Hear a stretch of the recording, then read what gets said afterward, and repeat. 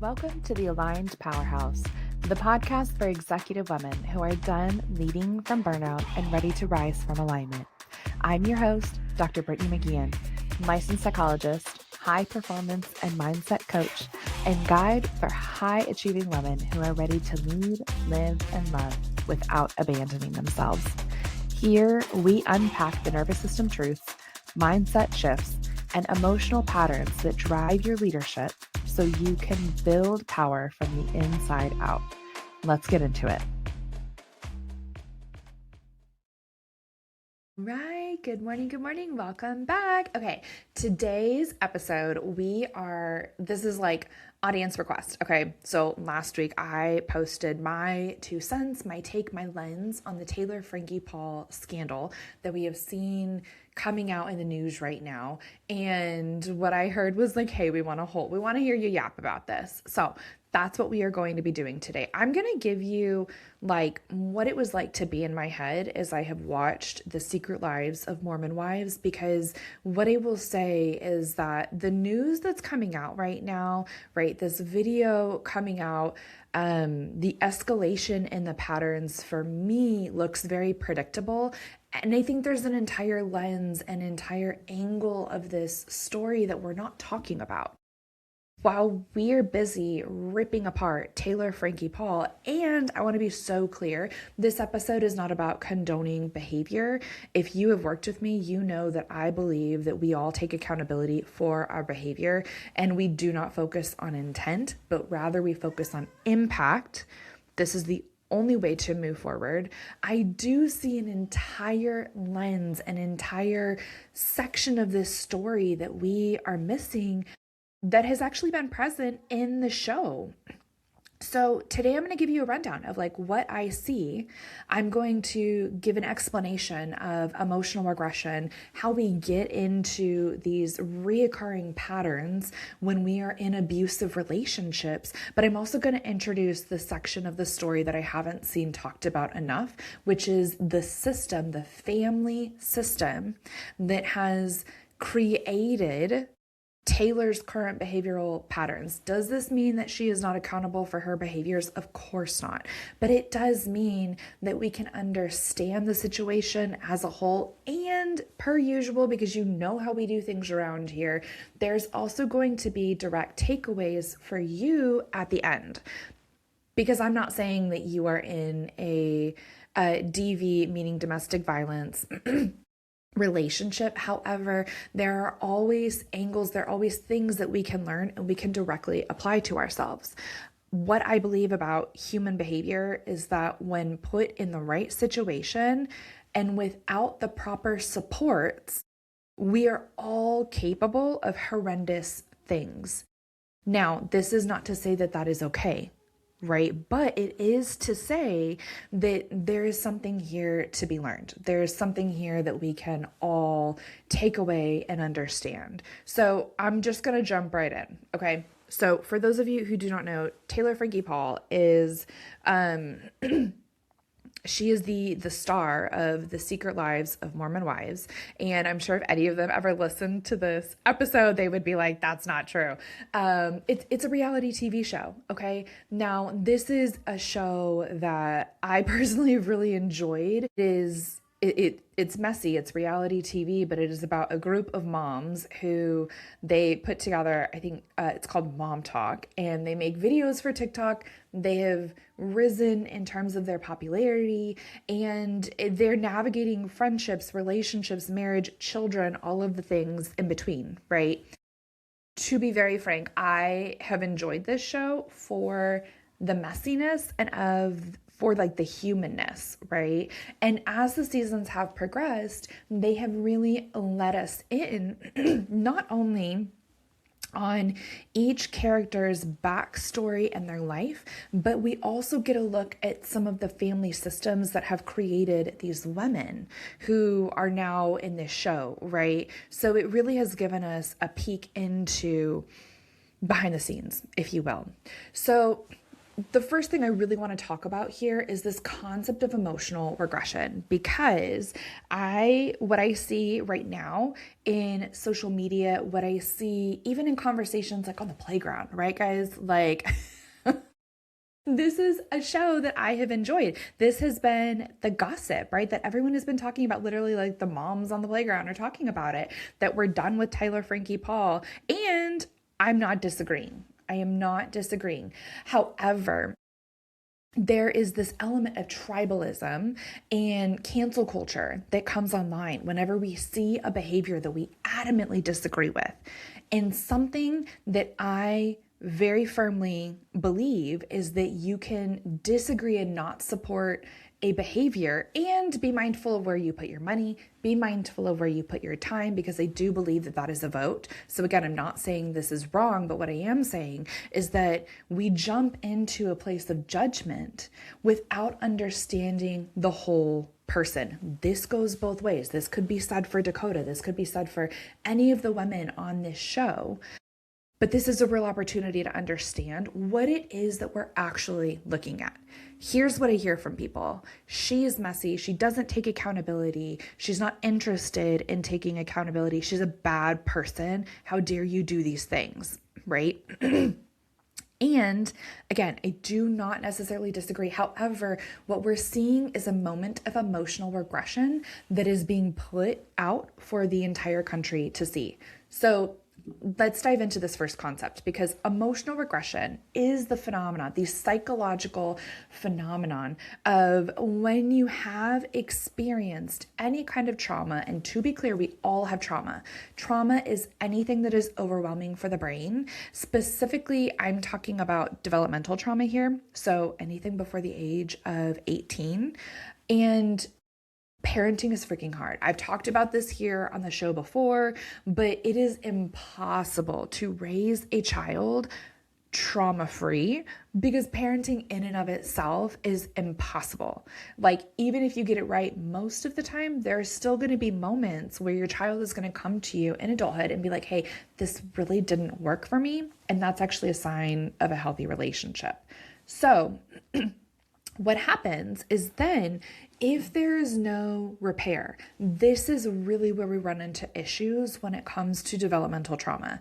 So if there's an ongoing dynamic of harm, and let me give you a quick example of this, okay? So the first example is, I'm thinking about yesterday, right? So on Fridays, I keep my kiddos home. They're little bitty, right? We're like 2, almost 4 years old. And we usually do adventures or we spend time together. And I will tell you, by 3 o'clock, I'm tapped out. By 3 o'clock, I am prepared for my husband to get off of work and take these children. I need a break. And what that looked like yesterday was me having this moment of, my son is crying. He's going through like a separation anxiety moment right now. He is crying because also he doesn't have language yet. He has a little bit, but what he does have is desires. He knows what he wants, but we're not yet in a stage where he can be like, hey mom, I want some water. So instead, we're going through all of these different lists of things. And on top of that, he is a toddler. So he's also like, I want to do it myself, but not all the time. Sometimes I want you to do it, but then sometimes I want this other person over here to do it. It's just like toddlerhood is, I think, a very traumatizing time to be alive. It's really hard. And it's hard to be that parent. And so at one point, I looked at him and I was like, stop crying. Stop crying. Like, I don't want to hear it. Stop crying. Because I was so overwhelmed. Fast forward 10 minutes, because my husband hears that I'm having this meant to be breakdown, and he comes out, he tags in. I go to the bedroom, I take a break, I put in my earplugs, and I just like closed my eyes and was like, we can do this. And when I come back, first thing I do is I go and I pick him up and I say, I am so sorry that I got upset with you. It is like normal and healthy for you to be frustrated. And also, I hear your voice. You did a really good job communicating, right? Like, now this doesn't happen perfectly every single time, but my point is there was rupture in the relationship. He came to me as mother communicating, I need something. And instead of being able to figure it out, and in a very human way, this isn't about like good mom, bad mom, but in a very human way, I was like, stop, right? I don't want to hear it. That's rupture. Okay. Fast forward, there was repair. There was accountability on my end of, hey, my nervous system was really overwhelmed, and that doesn't mean that what you did was wrong. That doesn't mean that you then should not be using your, that's the repair that we're looking for. When that repair doesn't happen, we end up with these triggers, these moments in time that are still really, really painful that the psyche is going to continue to try to process. This is simply what our psyche does. It wants to make sense of our experiences. It wants for us to have a cohesive understanding of who we are. And so the downside of this, like, it sounds really great in theory, and it's like, ooh, we're all gonna like, I don't know, transcend or like get better or like heal or what. And you would think that that sounds really great, but how do you do that realistically in adulthood is you recreate familiar dynamics that have caused you pain. And the psyche's idea is maybe this time we're going to get it right. Maybe this time we will have a different experience. So this is how we end up in abusive relationships if we have grown up in a home that has been abusive. Our nervous system interprets all of the signs and the signals and the stimuli, and it says, this feels like home. Cool. So then what happens is you're in this relationship that is emotionally abusive in the way that you've experienced in your home. And then an experience happens that reminds you of this time, this very specific time that you experienced abuse and you've not had any repair of it, and you regress. Regression at its core literally just means like a falling backwards, right? It means you are moving back. You can apply this across all different kinds of settings, but when we think about emotional regression, I want you to imagine that you're putting on a pair of glasses and they're different colors. So maybe they're blue, okay? I want you to imagine that you're putting on a pair of blue glasses, and all of a sudden, even though you as a person have not changed, the room looks different, right? You would put money, you would say this whiteboard in front of me is blue. And now the what was red before, the ink, right? Now that looks, I don't know, color. It looks purple. Is that purple? I don't know. It changes the way that you see things because you are psychologically being pulled back in time. I want you to think about this. I want you to think about the last time that you were in a conflict. You were in a situation where you were being put on blast, whatever it is, right? And you literally felt like you were younger. This literally happened to me earlier this week, okay? Like, I made a mistake whenever it comes to retreat logistics. That came to the surface as it literally needed to, and I regressed. I was able to notice it was happening, all the things, but like, I got really sensitive and was not open to feedback and was not open to jokes, even if they were playful and like human, right? It was really hard for me to tolerate because I was being pulled back in time into a space when I felt very belittled. I felt less than blah, blah, blah. This is what we see whenever we are witnessing any kind of behavior that is out of alignment with a value. Okay. So what happens is you're pulled back into time, and then your messiest, your ugliest behaviors, which are actually also coping skills, they come out, and they come out on like they come out with a fury. Okay. Whenever we see people raising their voice, when we see them throwing things, engaging in violent behaviors. Again, keep in mind, this doesn't make it okay, but it's important to understand what we are seeing, right? What we are seeing is someone who has had this experience in the past and is resorting to a very maladaptive behavior and is quite literally living in the past, right? Like it's a triggered moment, especially if you do not and have not received support in understanding what's happening and addressing the core wound.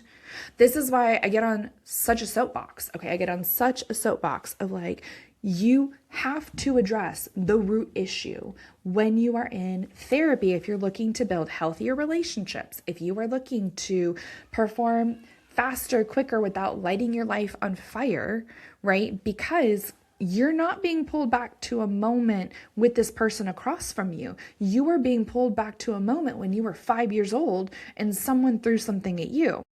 Because here's the thing to know with these messy behaviors is that we literally start to act out behaviors that have been done to us. These behaviors don't appear out of thin air. They don't pop out of nowhere. If you are someone who resorts to getting big and puffy and raising your voice and like slamming your fist on the desk, whatever it is, right? Throwing something, as we have seen, this is a behavior that you have experienced and your nervous system has added to its template of this is home base.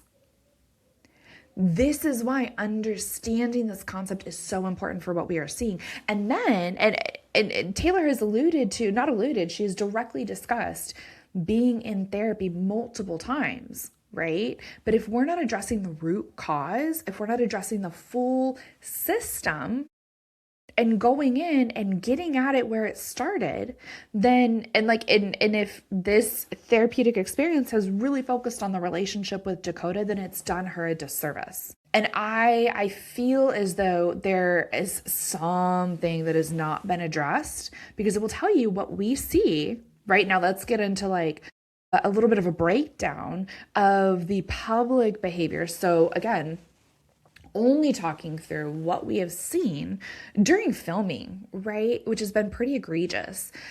Like, there have been so many patterns, but one thing over and over and over again is that Taylor continues to go to her family for support. And we'll come back to that, okay? But the other thing that we see consistently over and over and over again is that there's volatility in her relationships. And there's a cycle, right? There is a volatile moment, then there is guilt, and then there is an attempt at repair. Okay, this is how abusive cycles continue over and over and over again. This is also, I talk about the drama triangle a ton.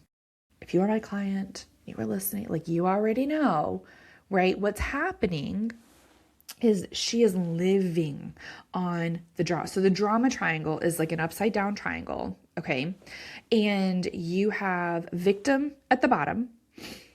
And all I mean by the word victim is you feel like you don't have a choice. You are regressed into a very young state of mind, specifically like anywhere from like 5 to 8. Okay. That is victim at the bottom. This is a space that we hear her be in when she says, I just don't know what to do. I really love him, but I need to get better, right? There is not an adult frame of mind that we really hear her step into anywhere throughout Secret Lives, certainly. From there, what happens is we move into perpetrator. Perpetrator is anytime you are violating someone else's boundary. This could be with your words, could be with your actions, right? That's what we are seeing come to light.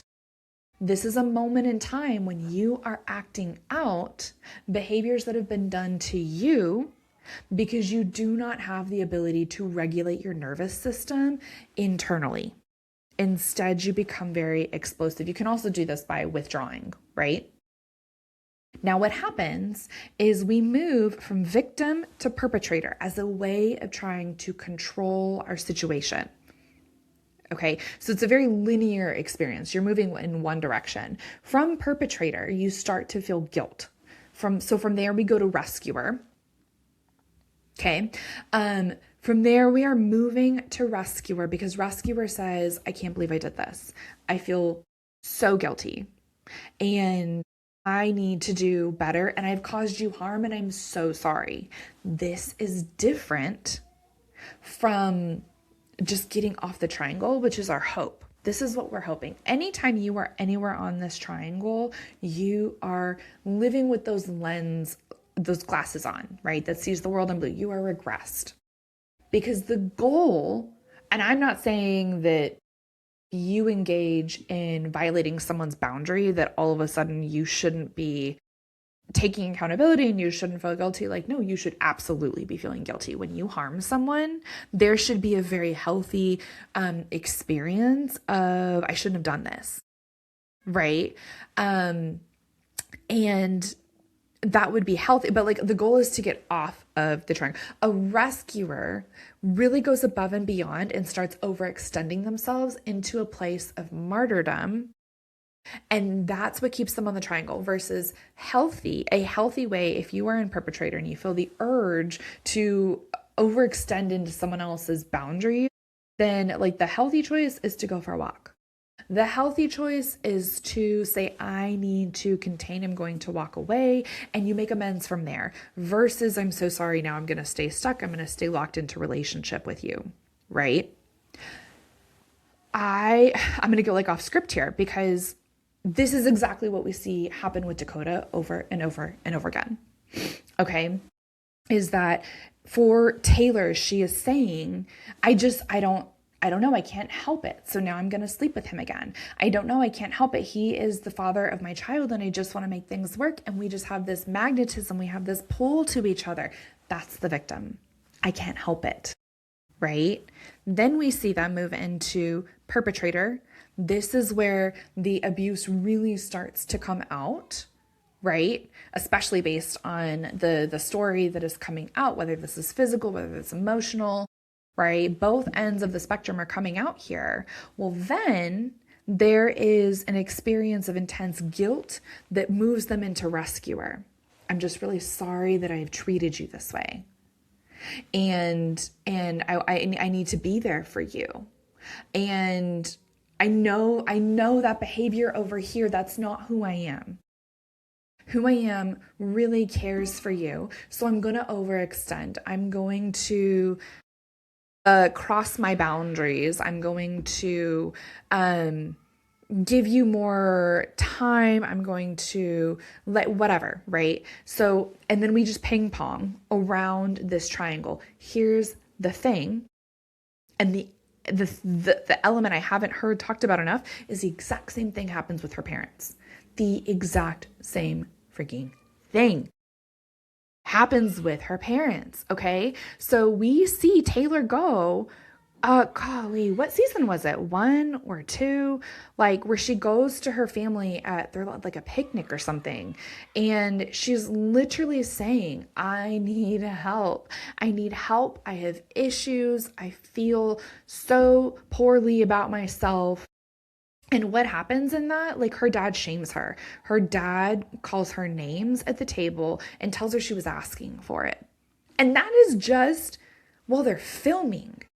I think that is what was so hard and egregious to watch. Like I felt so stunned that there was such a level of emotional abuse taking place while there are complete strangers in the background filming this. Keeping in mind, this is also reality TV, right? But like, man, that was so hard to watch her family, right? Essentially, more or less, like everyone just stood by.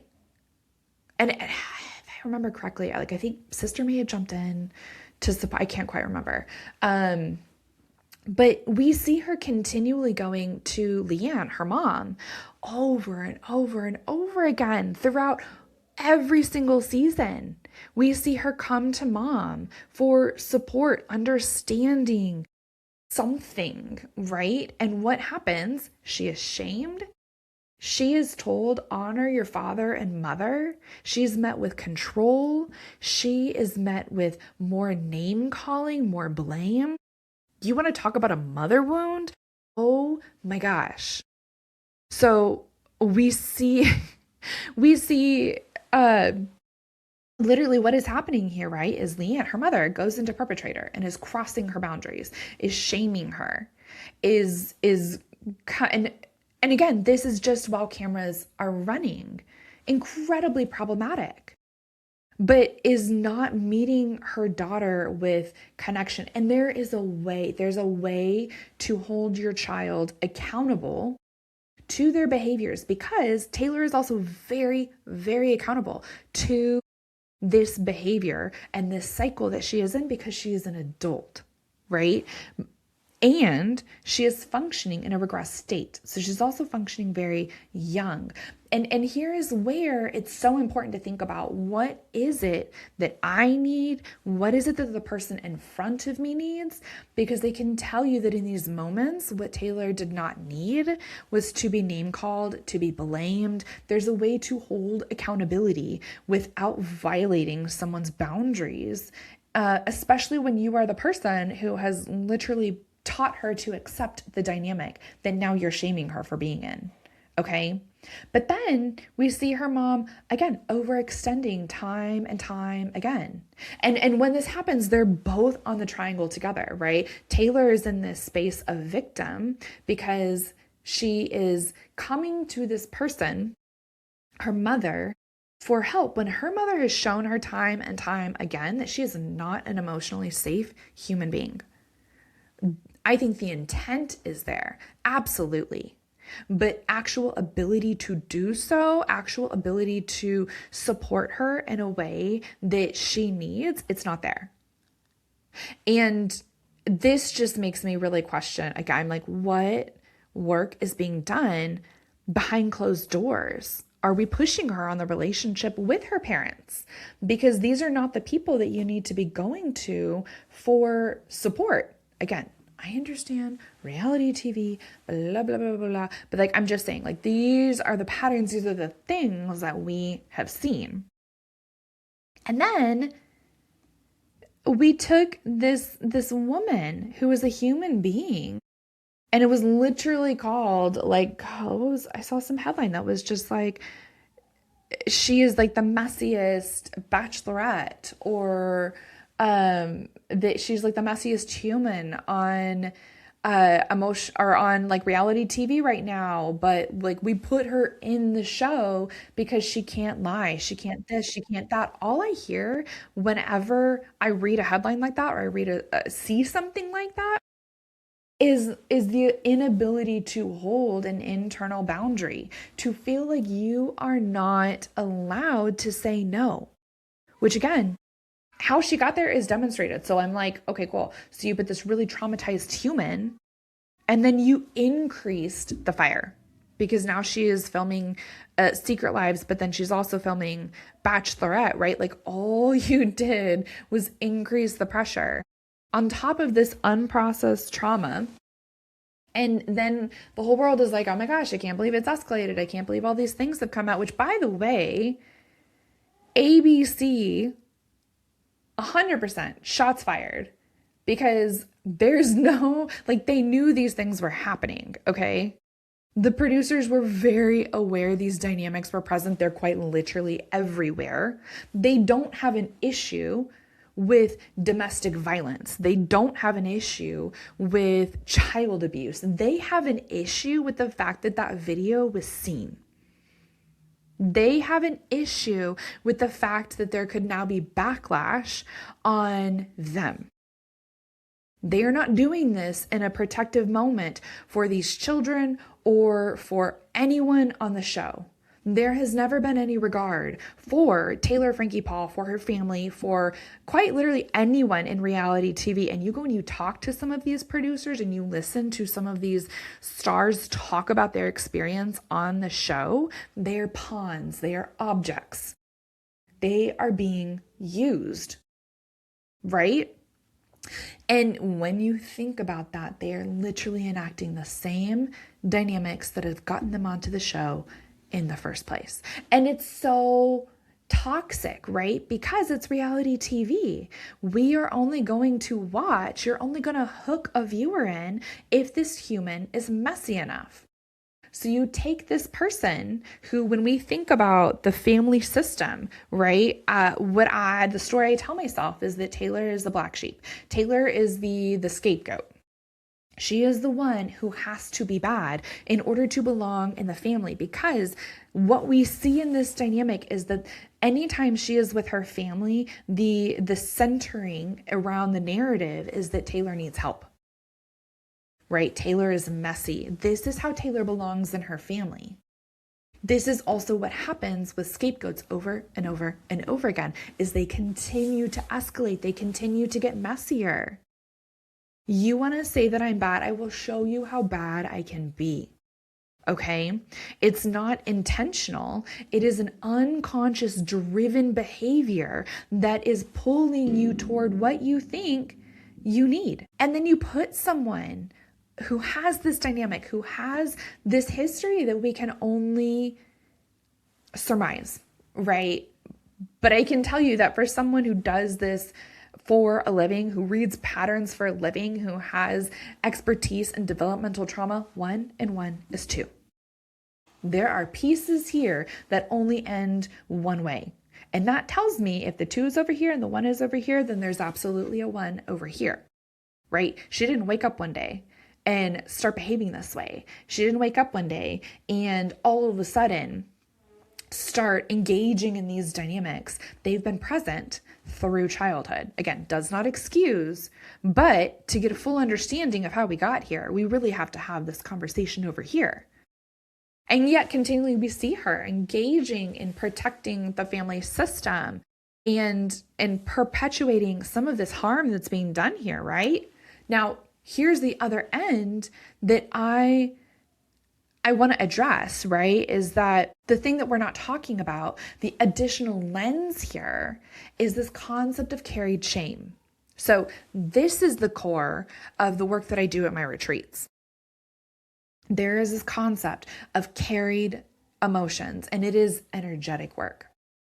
And here's the idea, I'm going to explain it for you, is that if you are growing up in a home, so 0 to 18, psychologically, your primary job is to figure out who you are and to figure out how you're going to be an adult-ish. Okay, like if I think about myself from the age 0 to 18, oh my gosh. But ideally, this is the job of childhood. We learn how to feel our feelings, we learn how to figure out who we are, and we figure out how are we going to survive outside of mom and dad's roof, all the things, right?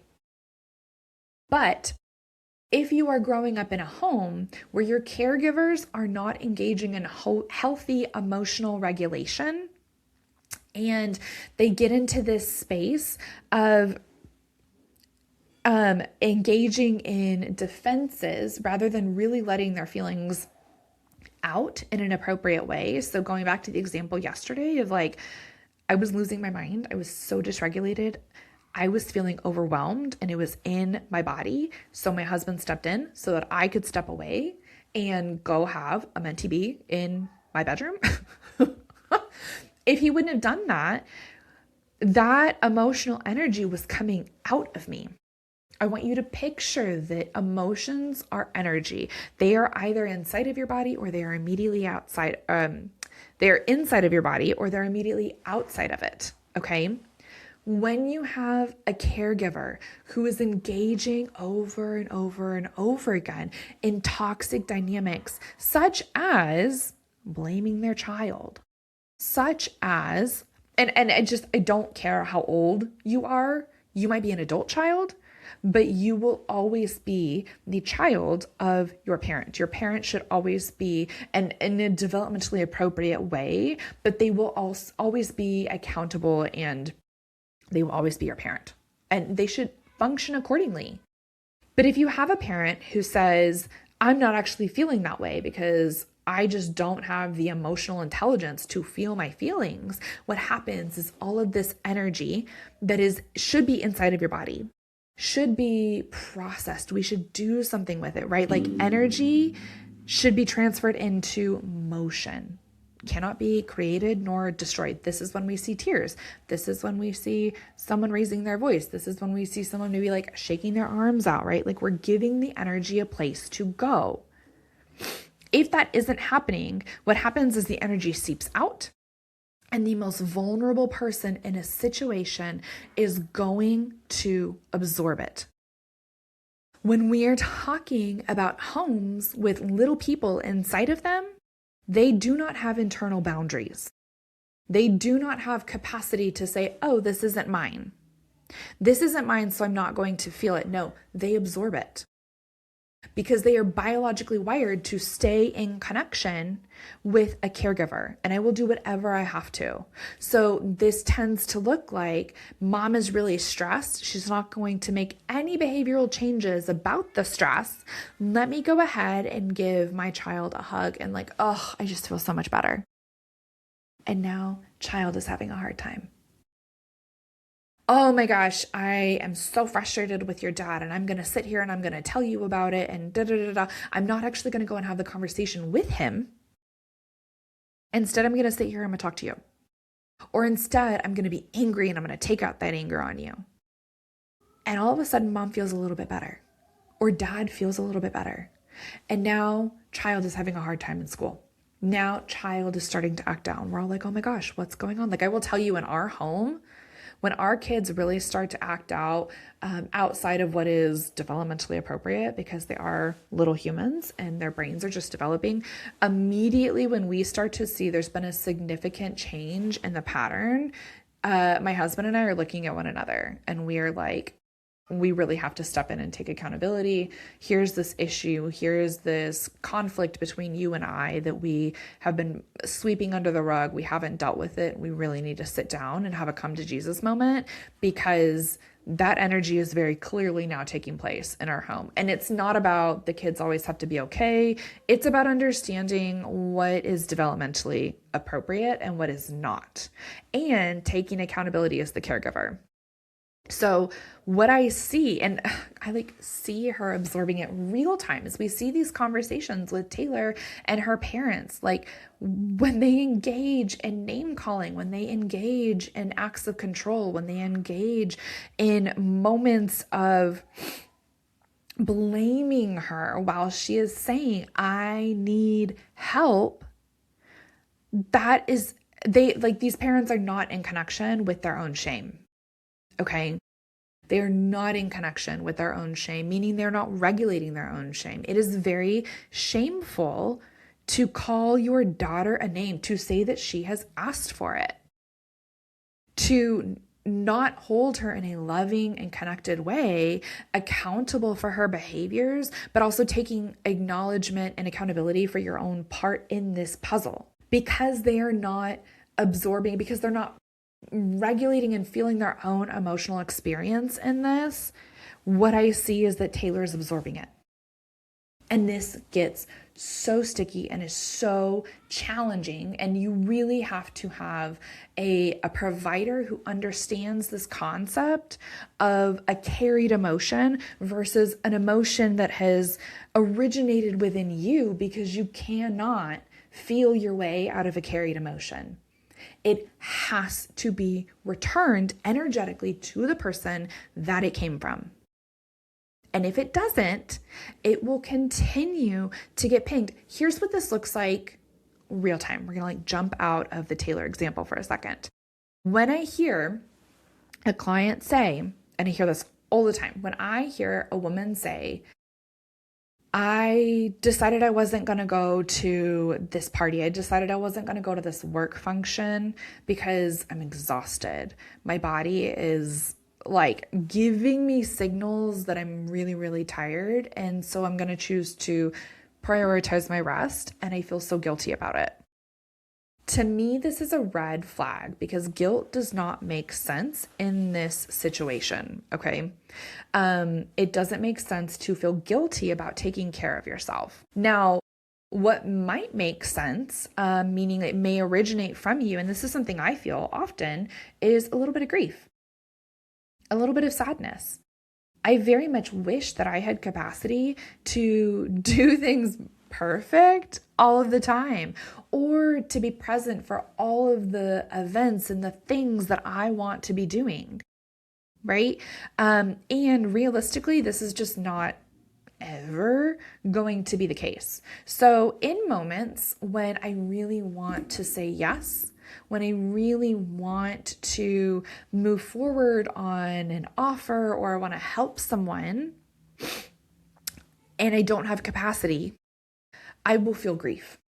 And it's not big, huge, whatever, but I think that we really don't talk about grief as often as we should, because it is, to me, such a norm. It is just a part of day-to-day life. It is a part of what we should all be dancing with pretty consistently. And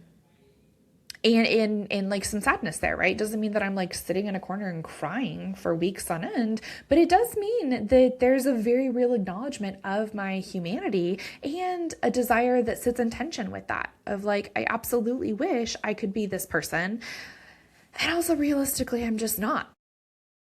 Right? So as we are watching Taylor be abused in front of us in multiple different scenarios, right? What it's important to keep in mind, and where you can go and sort of apply some of this to yourself, even if you're not in obviously as dramatic or as stark of a situation as what we are seeing unfold on television in front of us, is that it's really important to get curious about, is this a carried emotion or is this a present tense emotion?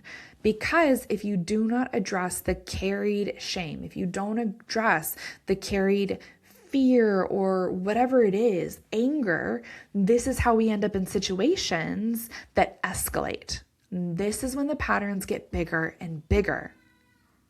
I will tell you, carried rage, which is what we saw in that video, where things are being thrown, right? Voices are being raised. There is physical assault that is taking place. That is rage. That is not anger. And in the work that I do, I see that rage is the manifestation of carried anger, meaning someone in that original family system took their anger out in a very unhealthy way. And Taylor was the recipient of that. She absorbed it. And because she has not had the skill set, support, whatever it is, right? That we're only speculating here, to truly go in and build a strong set of regulation skills to be able to manage her nervous system as it is literally being put even higher and higher on the pressure cooker. But also, she has not returned that anger to wherever it came from, saying, this isn't mine to hold. And those are two different skill sets.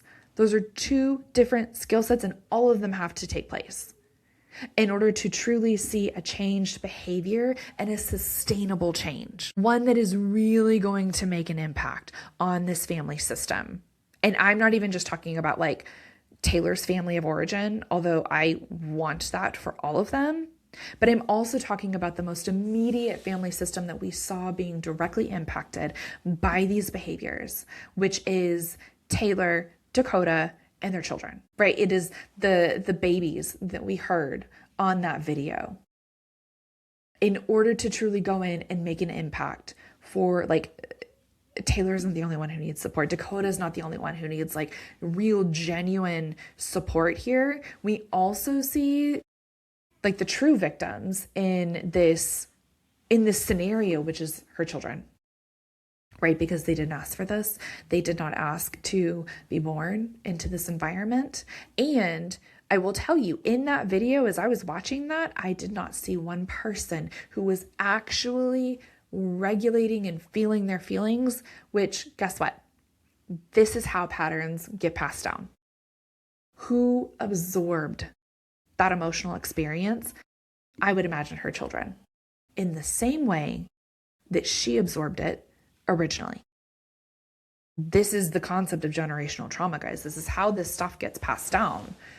And this is why it is so important to have understanding of your own patterns, whether they are big and huge or they're smaller and they're more insidious. They still get passed down, right? This is getting really curious about, am I someone who, and honestly, if you've got kids, you've got like the cheat code if they're a little bit older, because you want to talk about figuring out the things that you're not addressing. And how do you know what that is? Like, show me your kids.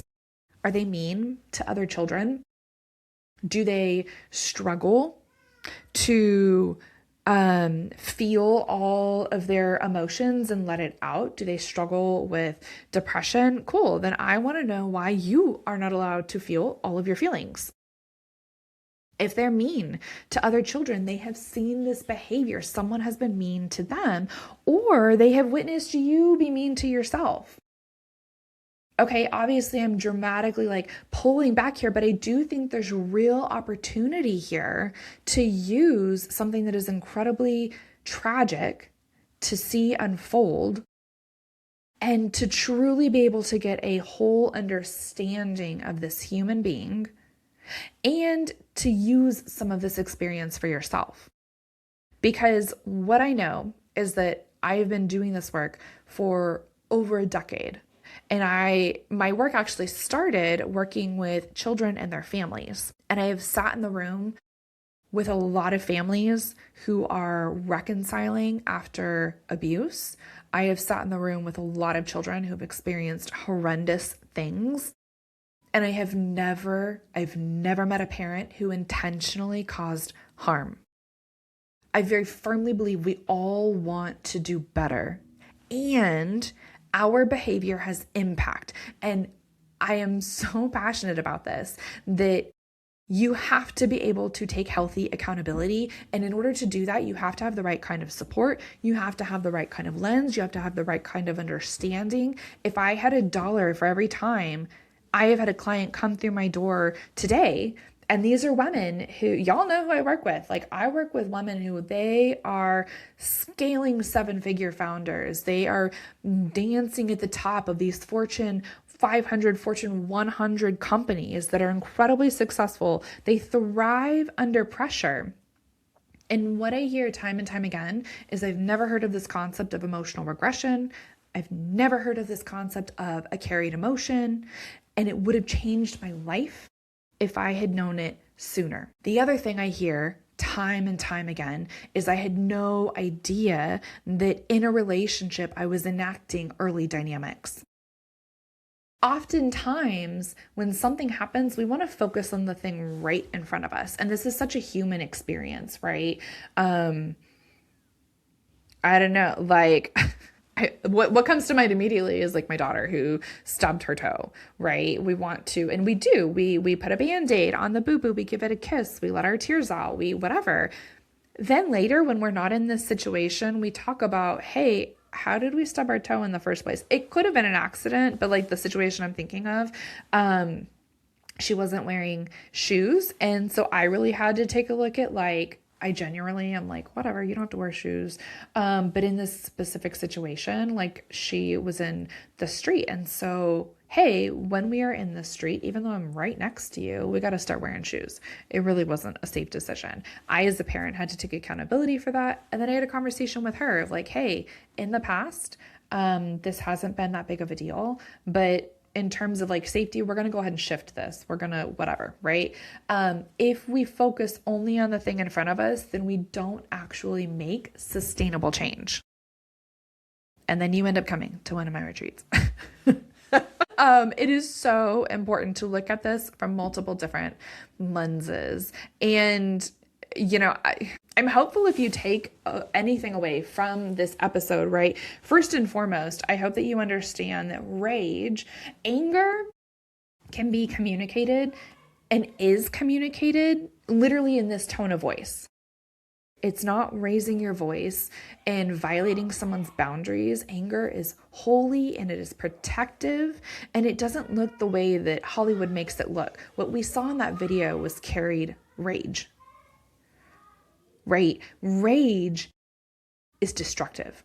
Rage is violent. Rage crosses another person's boundaries.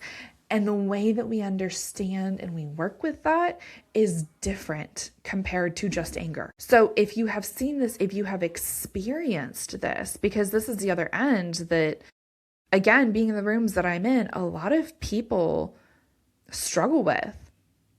And there's so much shame about it. But if we can understand it, we can work with it differently. The other thing is, in terms of takeaway, is that escalation is very predictable. These things don't happen all of a sudden.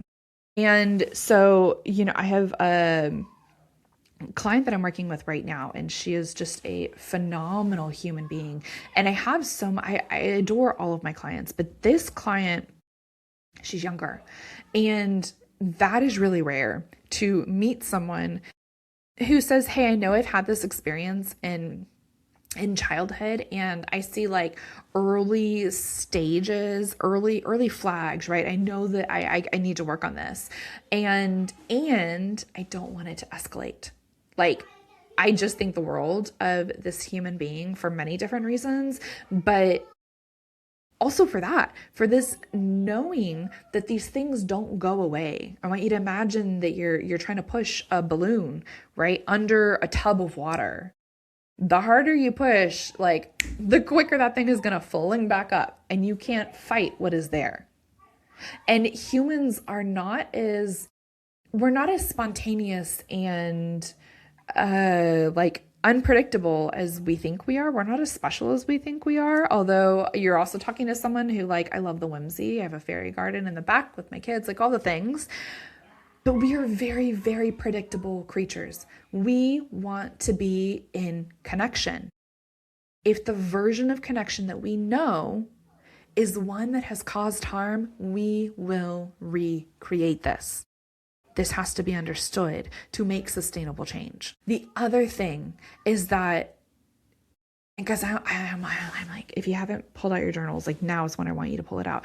If you have a moment when your behavior is not in alignment with your values, you are regressed. And I want you to think about that, right? And actually, we're going to, again, go off script here, and I'm going to give you some questions to think about. So first and foremost, I want you to think about, what are your values? Okay. If you had to choose one, if you had to choose three, what are your values? What do you value specifically in the season that you are in right now? Right? I am someone who, my core value is integrity. And with that, I'm in a season of young motherhood. And so I've kind of always told my friends this, but I'm not the ride or die friend. Now, there are some people I will go above and beyond for, as long as it is within my capacity, but I am willing to disappoint anyone. I don't know if y'all can hear my daughter. She's acting out wicked on the other side of the door. No. Focus, Brittany. Oh, that's so fun. That's better than they were screaming earlier. And so in moments of being asked to go and do things that I simply don't have capacity for, what I hold to is this integrity. I am willing to disappoint anyone other than my kids, but even then sometimes, because I want to show up as the same person at work, generally, as I am in real life. Integrity is my North Star. When I start moving into a place of overfunctioning, or we can even go with that one, right? Because that will show up in motherhood. It'll show up in work. It'll show up in my marriage. This is when I know there's something about this dynamic that has pulled me in, and it's not healthy. So rather than saying, oh my gosh, I can't believe I'm overfunctioning again, the more effective way to work with it is to say, what about this dynamic, what about this moment is pulling me into a space of regression? And what does that 5-year-old, who's the one who I'm now seeing through her eyes, or my teenager, what does she need to hear to feel settled enough, right? That really is your North Star, right? Because so first step is to just realize that you are regressed. Second step is, who am I projecting here? Okay, so take the kids, for example, since I've been talking about them. When there are moments I get into a space of, I'm going to go above and beyond. I don't want to be a horrible mother. I want you to think about, or what I tend to think about is, who am I projecting here? And usually it's me. Thankfully, my children are being raised in a different home, in a home where I have recycled things from my own history, right? Some things stay and some things shift a little bit and they get to come forward. And this is how progress in any home is made.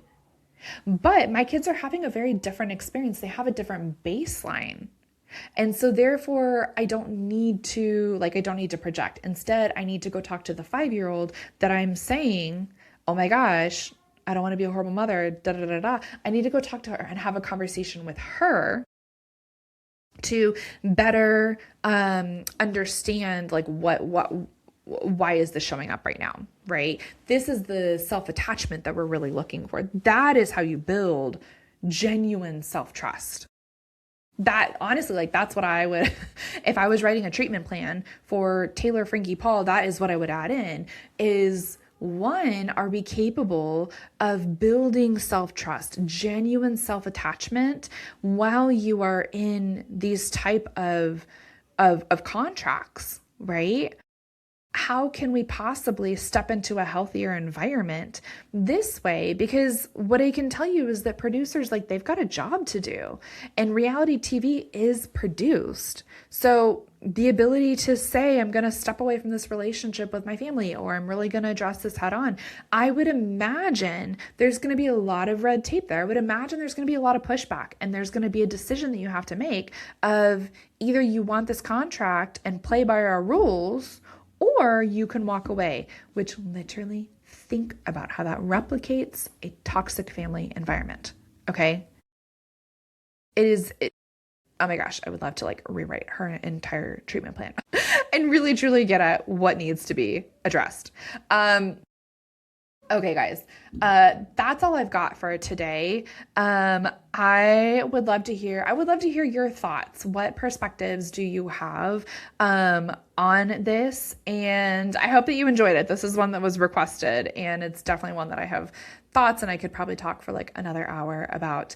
Honestly, at the end of the day, I hope that Taylor, Dakota, their family, everyone involved in the situation, I hope that they are able to take steps to get the appropriate help that they need, and that they're able to take space to actually engage in that healing process, ideally out of the limelight. Although I understand I'm not in that situation. Truly, truly, I wish them the best, and I hope they get the help that they need. Okay. That is all I have for today's episode. I will see you on the next one.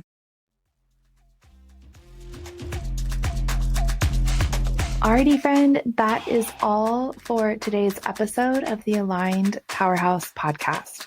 I want to thank you so much for tuning in. And do me a favor, if this episode resonated, I want you to share it with another powerhouse woman in your life who is ready to lead and love from a place of self-trust.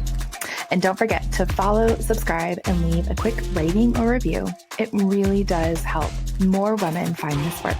New episodes drop every week. Until then, lead with self-trust and let yourself be seen.